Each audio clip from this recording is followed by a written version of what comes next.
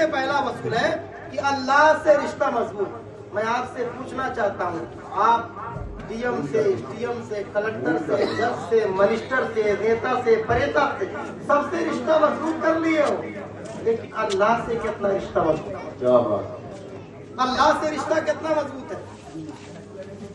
अब अगर किसी एक थाने के थानेदार दरोगा से अगर हमें रिश्ता मजबूत करना होता है, क्या बात, तो हम सबसे पहले गौर से सुनिएगा।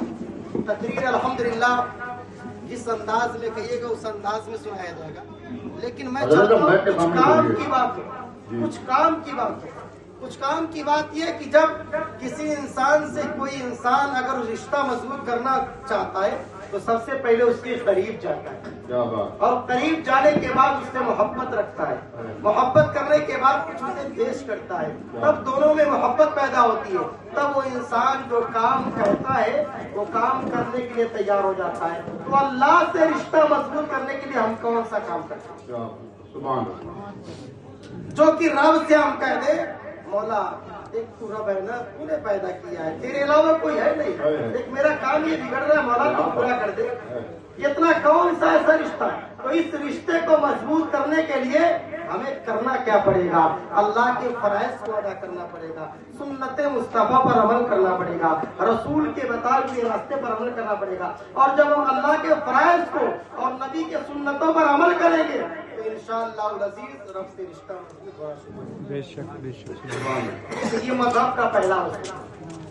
दूसरा वसूल, मजहब का दूसरा वसूल, इंसान के दिलों से नफरतों को दूर करना पड़ेगा, अपने दिलों से हसद और गुस्सा और कीना को दूर करना पड़ेगा। क्या बात, चाहे दुनिया का कोई भी इंसान हो, हिंदू हो, मुसलमान हो, सिख हो, ईसाई हो, सबसे मोहब्बत, मुतलक मोहब्बत, नफरतों को हटाना पड़ेगा, दिलों से हसद को निकालना पड़ेगा, क्या बात, तो अल्लाह से रिश्ता मजबूत होगा। क्या बात, तीसरा जो है कि वसूल ये है कि हमें खिदमत का जज्बा पेश करना होगा। यानी अगर कोई परेशान हाल है, अगर आपके पास माल है तो अपने पैसे से उसकी मदद कर दीजिए, क्या बात, ताकत है तो ताकत से मदद कर दीजिए, अगर आपके पास दुआ है तो दुआओं से मदद कर दीजिए। इंशाअल्लाह अगर इन तीन बातों पर अमल कर लो तो मैं कहता हूँ कि दुनिया में भी कामयाब हो जाओगे, आखिरत में भी कामयाब। बेशक बेशक। सुभान अल्लाह, सुभान, तो मजहब का सबसे पहला वसूल अल्लाह से रिश्ता मजबूत, क्या बात, अल्लाह से रिश्ता। क्योंकि हमें अल्लाह ने पैदा किस लिए किया है कभी हमने सोचा नहीं, इस बात पर गौर भी नहीं किया, और कभी हमने पूछा भी नहीं कि अल्लाह तूने हमें क्यों पैदा किया है। आपको पूछने की जरूरत नहीं है, रब ने हमारे दरमियान कुरान को नाजिल कर दिया है। और अब कुरान लोग क्या करते हैं कि अम्मा मर जाए तब उसके लिए फातिहा कराने के लिए पढ़ते हैं, अब्बा मर जाए तब उसके लिए क्या पढ़ते बात है, हैं, क्या और बात। बाकी वैसे ही सजा के रख देते हैं।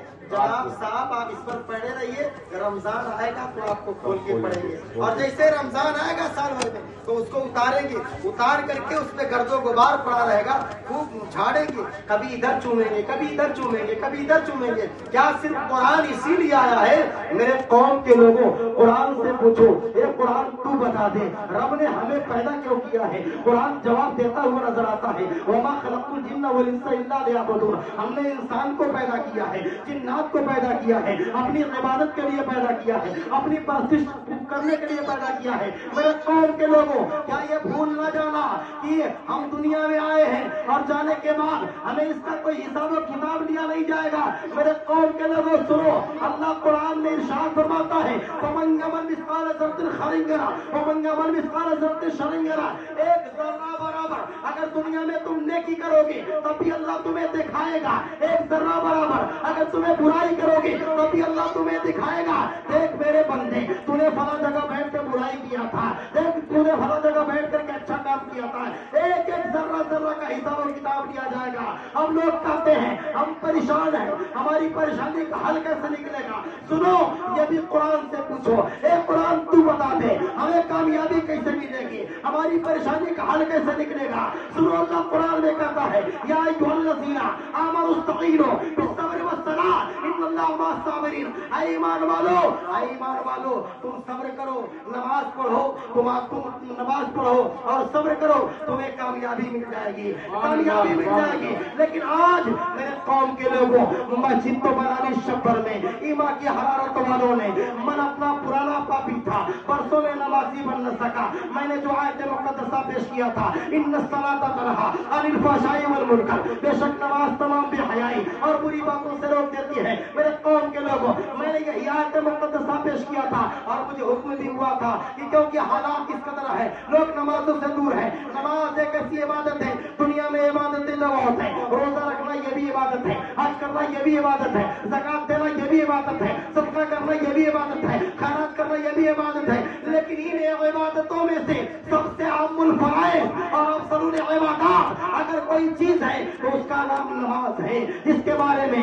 اللہ نے قرآن میں نئے نئے عنوانات کے ساتھ ذکر فرمایا۔ کہیں پہ ارشاد باری تعالیٰ ہے اقیموا الصلاۃ، نماز قائم کرو۔ کہیں پہ ارشاد باری تعالیٰ ہے وحافظوا علی الصلاۃ والصلاۃ الوسطیٰ وقوموا للہ قانتین، اے نمازیوں بیچ والی نماز، عصر کی نماز، اس کی محافظت کرو، اس کی محافظت کرو۔ میرے قوم کے لوگوں، نماز کے بارے میں قرآن میں ایک دو جگہ نہیں، نئے نئے عنوانات کے ساتھ ذکر فرمایا گیا ہے۔ میرے قوم کے لوگوں، آج حالات کیا ہے؟ نماز ایک ایسی عبادت ہے جو انسان کو تمام بے حیائی اور بری باتوں سے روک دیتی ہے۔ میرے قوم کے لوگوں، میں آپ سے پوچھنا چاہتا ہوں، جس رسول سے آپ اتنی محبت کرتے ہو، جس رسول کے نام کا تم جلسہ کراتے ہو، اس رسول نے تو اسی نماز کے لیے رات رات بھر عبادت الہی میں مصروف رہا کرتے تھے۔ اور یہ کس کے لیے کر رہے تھے؟ کس کے لیے کر رہے تھے؟ رات رات بھر جاگنا، یہ کس کے لیے کر رہے تھے؟ ہمارے ہی لیے کر رہے تھے، یہ شب بھر جاگنا۔ اور